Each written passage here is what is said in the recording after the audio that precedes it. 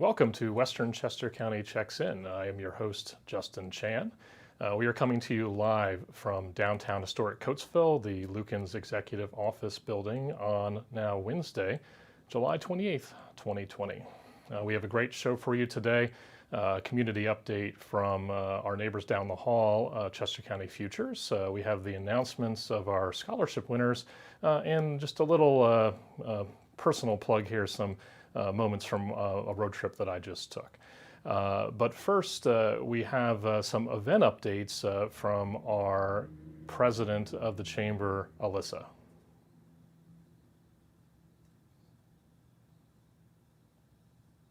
Hi everyone, please join us tomorrow evening, Wednesday, July 29th, starting at 6:30 p.m. for our ag event.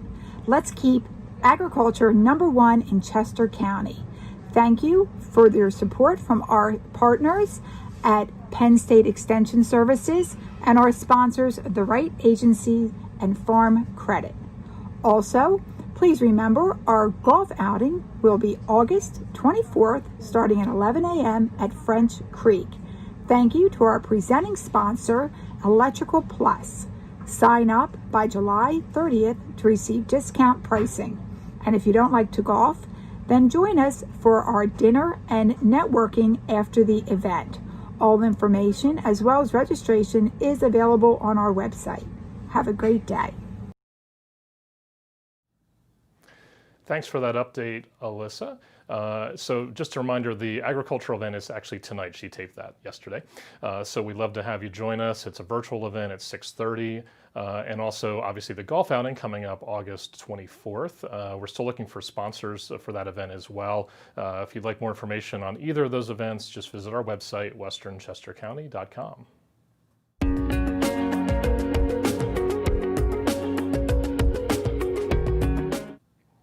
For our community update this week, Donna had a chance to sit down with the executive director of Chester County Futures, Maria McDonald. They're actually right down the hall from us to talk a little bit about what they do for the community and how they've responded to the pandemic. Thank you, Justin. We're here today with Maria from Chester County Futures. The Chamber is excited to have you as our new neighbors here at the Lukens Executive Building in Coatesville. Can you tell us what prompted the move here? Sure. We're excited to be here. We needed to move, which gave us a moment to pause and think about where did we really want to be. And when we think about Chester County Futures, we're 24 years old. We thought about where did we start our programming. We started here in Coatesville. Additionally, our largest student population by far is Coatesville. 50% of the students, nearly 500 of them that we serve, are from Coatesville. Take that and you think about the fact that our first office was in the Terracina building. This just feels like coming home. Well, we're glad to have you here.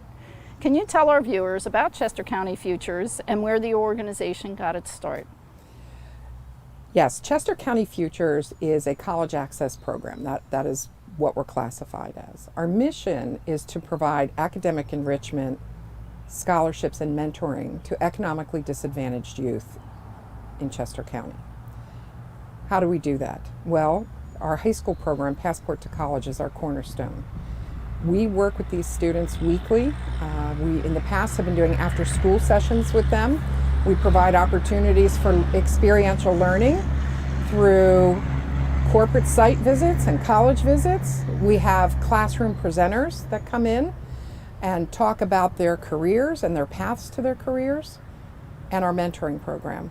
It's exceptional. It's a one-to-one mentoring program where we pair a caring adult with a student. We know that they have something in common. We give the mentor lots of training, lots of peer support, and we tell them their job is to listen and encourage.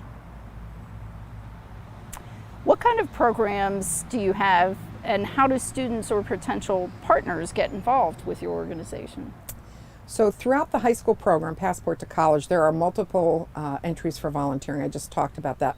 But we also have an infrastructure that, we're very fortunate that we can put people that want to go to work for Chester County Futures in a volunteer capacity. We have lots for them to do, whether it's event support, program support, board, advisory boards, lots of opportunities there. Additionally, I think one of the things that's so impactful is working within your own community. We really want to foster that. We're here to stay. Clearly, we're 24 years old. We're not going anywhere. So the more people that we can get involved to do the work, the more successful we will be. That's true for all organizations, including chambers and even businesses that need to have some volunteers help them. And this is the question many of us have asked over the last few months. How have you adapted your organization in the wake of the pandemic? That's a great question after asking about volunteerism, because we moved in on March 8th. By March 11th, we were all packing up and going home. Spent a couple weeks reacting to what our new reality was going to be, and then started to be proactive. So by April, it was pretty clear that we had access to some wonderful people, and we formed a partnership coalition. And that partnership coalition will be working with us, with our staff members, over the course of the next school year to address key issues. The first 3 assignments are pretty exciting. We have someone who has stepped up with his corporation, and they are building us a student, parent, and volunteer portal. It's going to be a game changer for us. We also are doing digital experiential learning. So our classroom presenters may not be allowed back in the schools this year. We understand that. But we're going to build a library, and we are also going to teach our students how to be moderators for those exercises.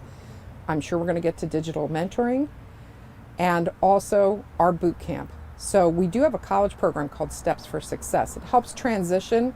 80% of our students are first gens. So the boot camp helps transition them from a high school environment into that college environment before they set foot on campus, reinforcing 21st century skills, budgeting, and how to apply for their scholarships.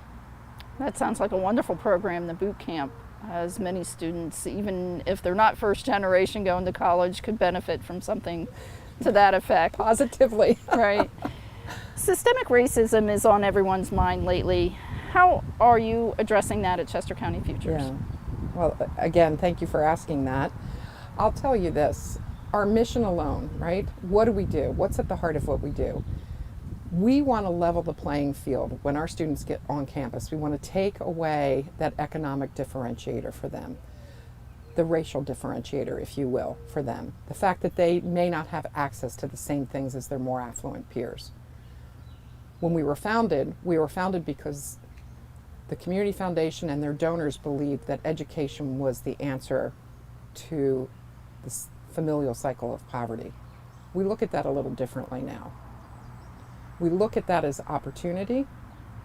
We look at that as students empowering themselves through education. Additionally, the other thing that we're doing, and it's meaningful for us, is we've started having an ongoing conversation about racism among staff. Initially, it was about current events. Now we're starting to talk about how do we talk to each other? How will we be talking to our students? This is not an uncomfortable conversation for our group, but it is an uncomfortable conversation for society. And we want to be rock solid when we roll into the school year. That's so important. Thank you for answering that question. What is the direction you see your organization going moving forward, and what are the steps that you're going to take to get there? Okay. So I think with increased digital learning may come the opportunity to grow the program. We'll see. We are going to certainly be able to have more data because of the portal. But I also think when we look at the organization and where we want to go, we have to start a strategic plan. Our 25th anniversary is coming up. I don't think there would be a better time for us to pause and take a look at what we're doing. And do we want to grow deeper in the communities that we're serving? Again, Phoenixville, Coatesville, Kennett Square, and Oxford. Or do we perhaps want to go wider? We have a great board. They're young, they're very active, and they'll help us figure it out. Thanks, Maria, for taking time to talk with us today. Donna, it's my pleasure. We're so excited to be a part of the Western Chester County Chamber of Commerce. We're looking forward to all of us getting back into our workplaces and collaborating more. We want your membership to think of us in that way with any of these volunteer opportunities. And like the Chamber, I just want to thank our sponsors. We couldn't do what we do without the community, both corporate, individual, and foundation that support us with gifts each year. Thank you. And back to you, Justin. Thanks, Donna, and thanks to Maria and Chester County Futures for what they do to help the youth of Chester County. If you'd like your business or nonprofit to be featured on our show, we'd love to hear from you and get you on our schedule. Shoot an email over to our communication coordinator, Rachel. She can be reached via email, rachel@westernchestercounty.com. Now it's time to announce our 2020 scholarship winners. The chair of the scholarship program, scholarship committee, Gwen Smoker with Citadel, had a chance earlier this month to announce those winners. Let's take a look at that. Hello, my name is Gwen Smoker. I am a Chamber board member and I have the pleasure of serving on the Chamber Scholarship Committee. We're coming to you today from the Greystone Mansion in Coatesville. We thank you for viewing the Western Chester County Chamber of Commerce Scholarship Award presentation. The Western Chester County Chamber of Commerce awards a scholarship annually. This year, thanks to generous contributions by the Chamber membership, we are awarding two $1,000 scholarships. One is an academic scholarship, and the other is a newly created trades scholarship. Academic scholarship applicants must meet the following requirements to be considered for the scholarship. Be a senior student in good standing in his or her high school. Demonstrate proficient academic achievement, which means a 3.0 or higher cumulative GPA. Demonstrate involvement in school activities and/or community service. Be accepted at a university, college, community college, or accredited vocational trade or business school. Provide a recommendation by an administrator, teacher, or coach, or other personal reference. Trade scholarship applicants must meet the following requirements to be considered for the scholarship. Also be a senior student in good standing in his or her high school. Demonstrate proficient academic achievement, specifically a 2.0 or greater cumulative GPA and a 2.5 or greater GPA in technical courses. Achieve an advanced score on the NOCTI, although this year that requirement was waived due to COVID-19. Demonstrate involvement in school activities and/or community service, or demonstrate active membership in a career and technical service organization. Examples include DECA, FBLA, FFA, TSA, and Skills USA. Be accepted at a university, college, community college, or accredited vocational trade or business school, and provide a recommendation by an administrator, teacher, coach, or other professional reference. The Chamber received multiple applications from deserving applicants, and the selection committee faced a difficult decision. It is my privilege to announce that this year's academic scholarship recipient, Stephanie Gonzalez Rojas, is a graduate of Coatesville Area High School and TCHS Brandywine. Stephanie participated in the Health Career Pathways program at TCHS. She's a member of both the National Honor Society and the National Technical Honor Society. In addition, Stephanie placed first in the Skills USA state competition and 10th in the national competition. In addition to Stephanie's advanced academic achievement, she has served her local community with initiatives such as Holiday Hope Chest, Special Olympics, and Reads Across America, to name a few. In Stephanie's essay, she wrote passionately about her desire to return to Mexico as a bilingual, educated woman. Stephanie will be attending Immaculata University to pursue a degree in nursing with a long-term career goal in medicine. Thank you. Thank you. I would like to thank everyone from the committee who chose me to have this scholarship. This means a lot to me since it will help me a lot in my education. And I would just like to thank everyone who read over my application and my essay and who they thought I was the right recipient for this scholarship. I would like to thank you once again. Thank you. It is also my privilege to announce that this year's trade scholarship recipient, Haley Kohler, is a graduate of Octorara High School and TCHS Pennex Bridge. Haley participated in the Veterinary Science program at TCHS. She is a member of both the National Honor Society and the National Technical Honor Society. In addition, Haley participated in FFA and Skills USA, among other school activities. In addition to Haley's advanced academic achievement, she has served her local community with initiatives such as Christmas gift wrapping, Pumpkin Olympics, and the Rainbow Run, to name a few. Haley will be attending Wilson College to pursue a career in veterinary technology. On behalf of the Chamber, I thank all of our scholarship applicants for their dedication to their education and community service, and we wish you the best as you pursue higher education. Thanks, Gwen, for that, and congratulations to our 2020 winners. If you know anybody that's entering into to their senior year of high school this coming fall, definitely have them check out our scholarship information for 2021 and see if they might be eligible for that. You can find all that information on our website.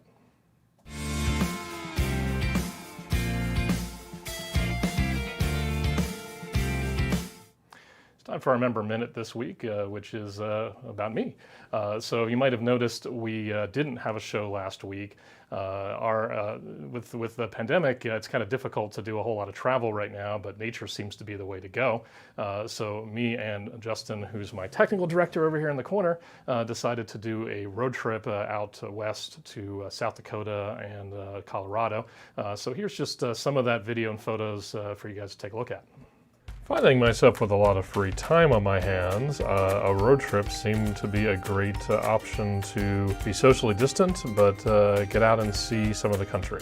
To do this, I purchased a pop-up trailer this year, which you see here. They call it an A-frame because it creates that little pitch in the middle there. I towed it with my Subaru Outback as we traveled across the country. Our first stop as we were moving out towards the west was Chicago, where we visited and walked around a little bit. And of course, you can't go to Chicago without having some deep dish pizza. So we did stop in and grab some pizza while we were visiting. And we also popped up till Milwaukee, and we toured a distillery up there and had some great spirits, and also hit a brewery while we were visiting Milwaukee. As we continued our journey west, we had to stop into a few small towns, including Blue Earth, where they have the huge Jolly Green Giant, and Mitchell, South Dakota, which was home of the giant corn palace. So that featured all this artwork made out of corn, which was really cool. So from there we headed to the Badlands in South Dakota. Beautiful area, full of various rock formations, some wildlife you want to keep away from. But we spent about 2 to 3 days in the Badlands, hiking through the various areas, mountains and things there. We had a great time visiting that neck of the woods. A lot of interesting wildlife. You can see some prairie dogs running around here in that video clip there. You can see there's a nice close-up.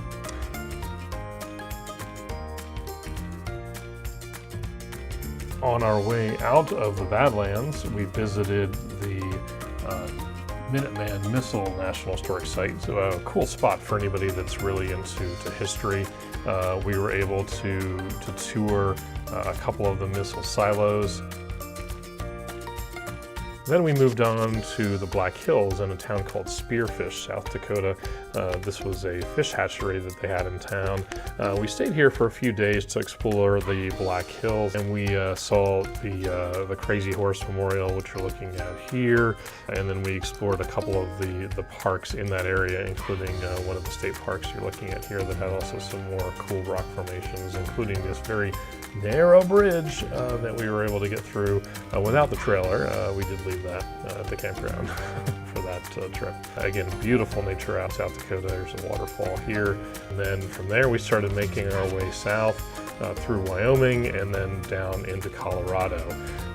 Our next stop was Rocky Mountain National Park. We spent a few days there. Very high elevation there, so we had snow, which was kind of neat for this time of year. We were up almost 11,000 feet in elevation in the park to explore that, which we did on some driving trips. We also did some hiking as well. We did a 9-mile loop trail, which took us out to explore some of the lakes and grounds around within Rocky Mountain National Park. I highly recommend visiting there if you have not made it out there yet. Some more shots of the park, and there's me hiking in the distance there. Again, gotta wear the good solid boots, and you're up 9,000 feet, so it's a little hard to breathe sometimes up there, but we still had a great time exploring. From there, we made our way south to Colorado Springs. This is kind of a shot of Colorado Springs as we were making our way in there. We visited the Garden of the Gods, which is another set of rock formations there, and we made our way up to Pikes Peak, which is a very, very high elevation, and that's me there. And from there, we started making our way back. That's Justin getting our trailer ready to head off to our next location. We passed through Kansas and Kansas City on our way back, and were able to hit the World War I Museum and Memorial there, and walked around town in Kansas City, Missouri a little bit, and couldn't leave without having some good Kansas City barbecue. And then as we passed north, we hit a town called Casey, Illinois, which has the world's largest rocking chair, the world's largest barber pole, world's largest mailbox, and what else we got? So the world's largest bird cage there, and one more thing, the world's largest wind chime. So if you're ever passing through Casey, Illinois, that's worth a visit. I hope you enjoy taking a look at some of our vacation experiences.